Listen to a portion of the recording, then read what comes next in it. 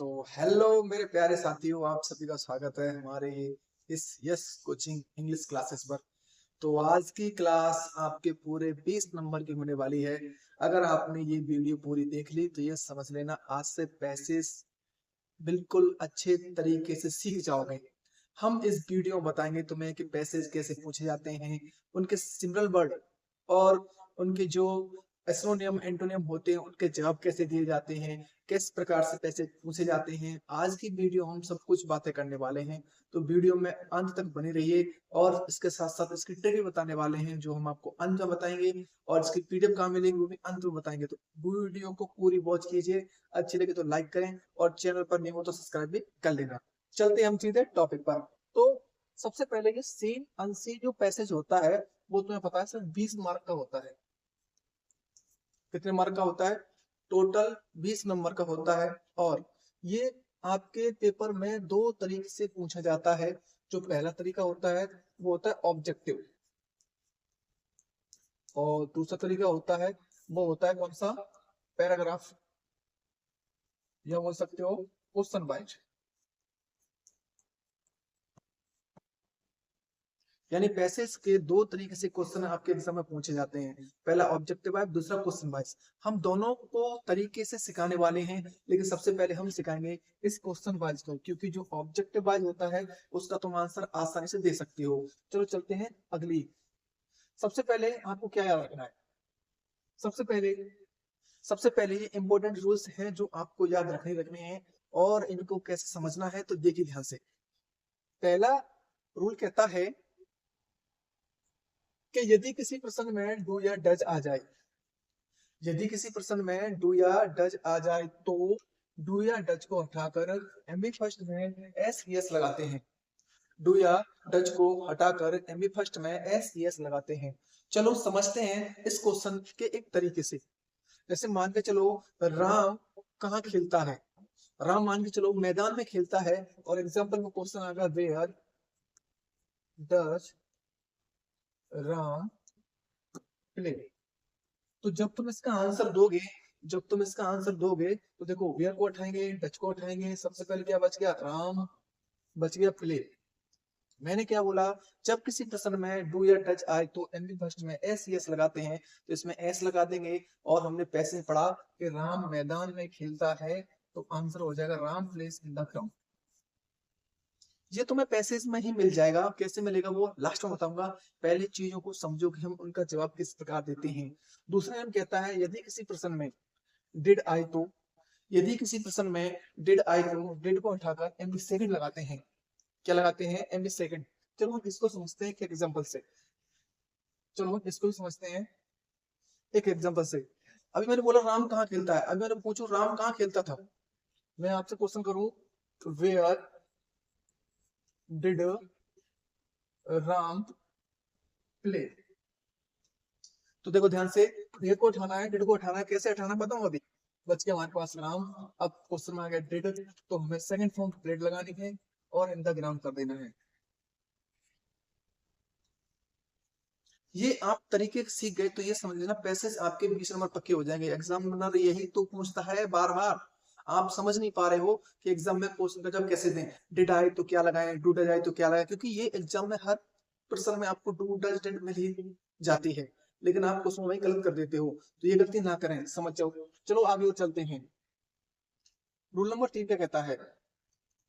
Rule number 3 कहता है यदि किसी प्रश्न में हेल्पिंग वर्ब आ जाए तो उनको हम कर्ता के बाद में लिखते हैं। यदि किसी प्रश्न में हेल्पिंग वर्ब आ जाए तो उन्हें हम कर्ता के बाद लिखते हैं। जैसे is am are, was were, has have, had, will, shall, ये सब हेल्पिंग वर्ब होती हैं, इनको हम कर्ता के बाद लिखते हैं। जैसे उसको ले लो वेयर इज राम प्लेइंग। और शॉर्ट वीडियो है, रिवीजन क्लास है, जल्दी जल्दी रट लो और चीजें इसे पैसे सीख जाओगे तुम लास्ट तक, ये मेरी गारंटी है। अंत में तुम घर जाकर पैसे छांट लेना, एकदम सीख जाओगे। नहीं सीखोगे तो पैसे छांट के दिखाऊंगा तुम्हें। वेयर को उठाओ, लेकिन इसको नहीं हटा सकते ना, हेल्पिंग वर्ब है। कर्ता के बाद बच्चा हमारे पास क्या? राम इज प्लेइंग, और क्या बच जाएगा भाई? और इन द ग्राउंड इसका आंसर हो जाएगा। बोलो, ये 3 नियम याद हो गए। डू डज आई तो एमी फर्स्ट में एस, या एमी फर्स्ट, डिड आई तो एमी सेकंड, हेल्पिंग हो रहा है तो कर्ता के बाद में। अब जो पॉइंट उठता है, क्वेश्चन कैसे कैसे पूछे जाते हैं उनके बारे में बात कर लेते हैं। चलो अब ध्यान से देखो, अब ये प्रश्न बल्ला रे बल्ला, ये प्रश्न तो एक आता ही आता तुम्हारे एग्जाम में, और कैसे दिया जाता है। अरे भाई क्या दिक्कत है, कोई टेंशन की बात नहीं है, आप सीख जाओगे भी। देखो हु का प्रयोग, ये किसी प्रश्न में सब्जेक्ट को पूछता है, सीधी सी बात है, हु हमेशा सब्जेक्ट को ही पूछता है, और इसका उत्तर देते समय हु को हटा देते हैं, हु को हटा देते हैं और सब्जेक्ट को लिख देते हैं। और शेष परिवर्तन नियमों के अनुसार, मतलब जो अभी हमने शेष परिवर्तन नियम पढ़े हैं 3, उनके अनुसार ही सभी परिवर्तन करेंगे। जैसे मान के चलो राम एक फार्मर है, क्या है, राम एक फार्मर है, पूछना क्या पूछ रहा, पूछना क्या पूछ रहा। अब बताओ, तो मैंने बोला हु को तो उठा देते हैं, लिख देंगे आप फार्मर, फार्मर इज रॉन्ग, क्या दिक्कत, क्या परेशानी, तो क्या मजा है जीने में, है ना दिक्कत ना परेशानी, तो क्या मजा है जीने में, जब आंधी तूफान भी टकरा जाएंगे, जब लक्ष्य होगा सीने में। दूसरा प्रकार कौन सा होगा सर, इसे आइए ना, हाँ तो तीसरा में लग रहा है ना भैया, राम को लिखो, हेल्पिंग वर्ब करता बात भी लिखो, भाई दोनों ही सही है, दोनों ही सही है। बोलो समझ में आ गई बात, चले आगे। क्यों नहीं समझ में आएगा, वैसे छाट के देखना, आज तुम्हारे जो पैसे का डर खत्म हो जाएगा, ये मेरी पक्की गारंटी है। 10-15 मिनट की वीडियो पूरी देख जाना, कोई दिक्कत की बात नहीं है, पर पैसे इसका सोल्यूशन हो जाएगा। हाँ भाई, अरे वाह, अरे क्या कह रहे, थोड़ा इसको, हाँ ठीक है, ऊपर ले लेते हैं, जिससे क्या है थोड़ा ये नीचे वाला भी दिख जाएगा, तो इसको ही पढ़ देंगे। हाँ, ये पीडीएफ चाहिए तो अंत में बताऊंगा, ध्यान से देखना। वेयर, ये किसी प्रश्न में स्थान को पूछता है, वेयर हमेशा स्थान को ही पूछता है, इसका उत्तर देते समय वेयर को उठा देते हैं, स्थान को अंत में लिख दिया जाता है, और शेष परिवर्तन नियमों के अनुसार कर दिया जाता है, शेष परिवर्तन नियमों के अनुसार कर दिया जाता है। कैसे, अभी स्थान के तो क्वेश्चन कर रहे थे हम, where does Ram be, ground क्या था, स्थान था, राम क्या था, स्थान था, वेयर को उठा देते हैं सर, राम डज को उठा देते सर, राम बच गया, राम बच गया। अब सर ये सन आ गया, हमें पता था डज आए तो एमबी फर्स्ट में एसएस लगा देती है। स्थान क्या था, इंदर ग्राउंड, ये पैसे देखने को मिल जाएगा, कहाँ मिलेगा, कैसे मिलेगा, कहाँ मिलेगा, कैसे मिलेगा, अंधो बता देंगे सर।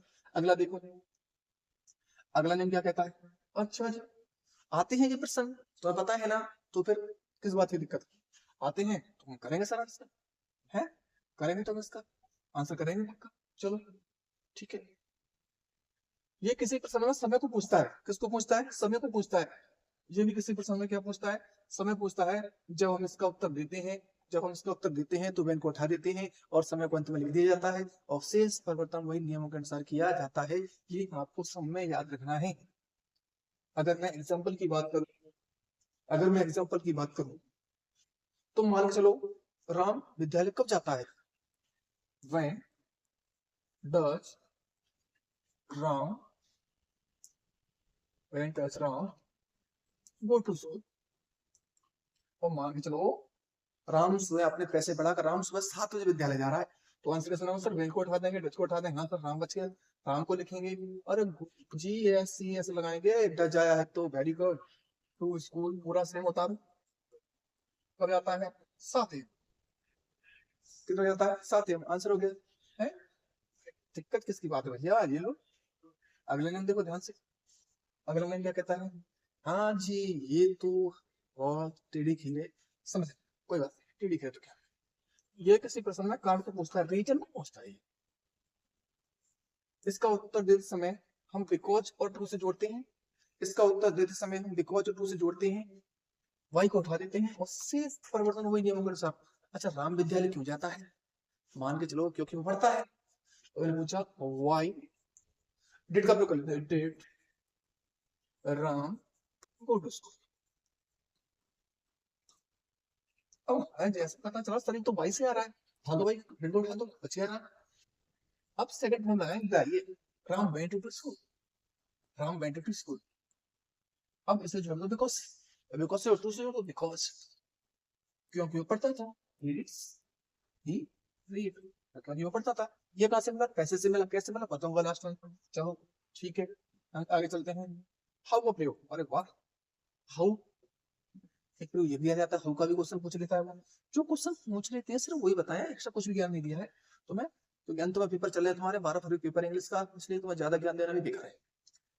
ये तरीकों पूछता है, मैनर को पूछता है। इसका उत्तर देते समय हम मैनर लिख देते हैं और हाउ को उठा देते हैं, शेष प्रश्न को सर करते हैं। मान के चलो राम विद्यालय कैसे आता है, तरीका बताना है। तो राम बस से जाता है, बाइक से जाता है, साइकिल से आता है, पैदल पैदल जाता है। आपने पढ़ा राम बस से जाता है, तो how does Ram go to school, Ram go to school. How को उठा दो, डज को उठा दो, Ram goes to school, goes to school. आपने पढ़ा सर बाई बस, आपने पढ़ा सर बाई बस, बस से जाता है। पैसे पढ़ा था आपने, अभी पढ़ा था नहीं पढ़ा था? हाँ भाई पढ़ा था। तो फिर क्या दिक्कत है, फिर क्यों ढूंढ रहे हो, क्यों लगे हो ये मिल गया राम, लगा दो, ये मिल गया को नहीं, गलत हो जाएगा, गलत, वो मुझे पता है तुम गलत करके आओगे। अच्छा जी बोलिए ये क्या चीज है। देखो व्हाट हमेशा सजीव और निर्जीव को पूछता है। व्हाट का उत्तर देते समय हम सजीव या निर्जीव वस्तु को लिख देते हैं और बाकी परिवर्तन हम किसके अनुसार करते हैं, टेबल अनुसार करते हैं, व्हाट को भी हटा देते हैं। हाँ जी, आराम क्या खाता है, खाना। व्हाट डज राम ईट। मान के चलो राम एप्पल खा रहा है, तो व्हाट को उठाओ, डज को उठाओ, Ram Yeats, Ram Yeats Apple. ये क्या पढ़ा आपने, कैसे पढ़ा, कैसे पढ़ा बताऊंगा अभी। चलिए चीजों को थोड़ा धैर्य बना के रखो, ठीक है। थोड़ी फास्ट वीडियो इसलिए बना रहा हूँ कि जल्दी समय नहीं है, तो मैं सोच रहा हूँ 15 मिनट में वीडियो खत्म हो जाए, कैसे इसकी कहानी खत्म हो जाए, जैसे तुम पैसे सीख जाओ। हाँ जी, बिच का पूछ लेता है, बिच का पूछ लेता है, तो बिच का अर्थ होता है कौन सा।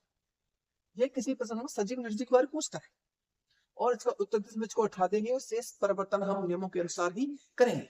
बिच को उठा देंगे और शेष परिवर्तन नियमों के अनुसार करेंगे। अच्छा जी, तो बिच गेम डज राम खेलता, राम कौन सा गेम खेलता, तो देखो डज को उठा, ये उठा के राम प्लेस गेम या क्रिकेट, जो भी तुम्हें करना हो आंसर हो जाए क्रिकेट हॉकी जो पढ़ रहे हो वैसे में। Which coaching does Ram go to, Ram कौन सी कोचिंग जाता है, तो Ram goes to coaching, yes coaching classes, कुछ भी लिख सकते हो जो कोचिंग का नाम हो, तो इसका आंसर हो जाएगा। अच्छा सर ठीक है, ये तो इसके ये नियम हो गए जो तुम्हारे पैसे में पूछ लिए जाते हैं। ट्रिक क्या सर इसकी, जब भी ट्रिक तो होगी, हाँ एक ट्रिक है वो मैं आपको बताता हूँ। ये एक मेरे पर्सनल अनुसार है जिसे मैं आपको बताने जा रहा हूँ। जिस प्रकार मैं ऑफलाइन बच्चों को बताता हूँ कि आप किस प्रकार से पैसे सॉल्व कर सकते हैं, वैसे मैं तुम्हें बता रहा हूँ।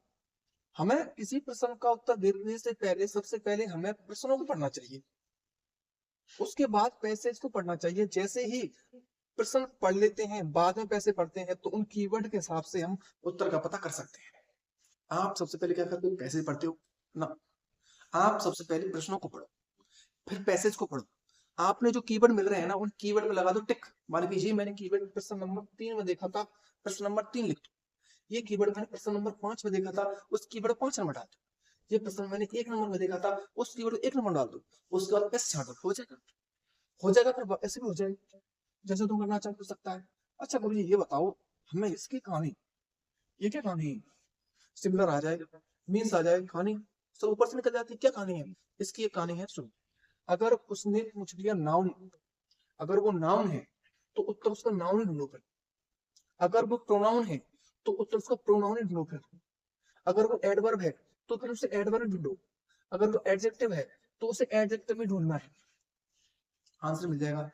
अगर अब भी समझ में नहीं आया हो तो कमेंट करके बता देना, पैसे छांट के बता दूंगा इसी से, इसी नियम से पैसे छांट के बता दूंगा मैं। नहीं आया हो तो एक बार पैसे तुम छांट के देख लेना, अगर नहीं आया तो पैसे मैं छांट के देख। तो जितने विद्यार्थी हैं इस चैनल को सब्सक्राइब कर लो, डेली 1 शॉर्ट वीडियो आएगी और चीज अच्छे से समझाऊंगा मैं। और चीज समझना है तो वीडियो शेयर कर देना और लाइक कर देना, ठीक है। तो सभी को मेरी जय हिंद और पढ़ाई अच्छी करते रहना। और इंग्लिश का पेपर है पहले क्लास फर्स्ट क्लास, चीजों को मैं लेटर दिखा दिया, लेटर देख लेना। और किताब को सांस अटेंड करा दिए हैं और फुट पेंट रह गए हैं वो भी मैं करा दूंगा। तो चलते हैं, सभी को नमस्कार, बाय बाय, गुड नाइट।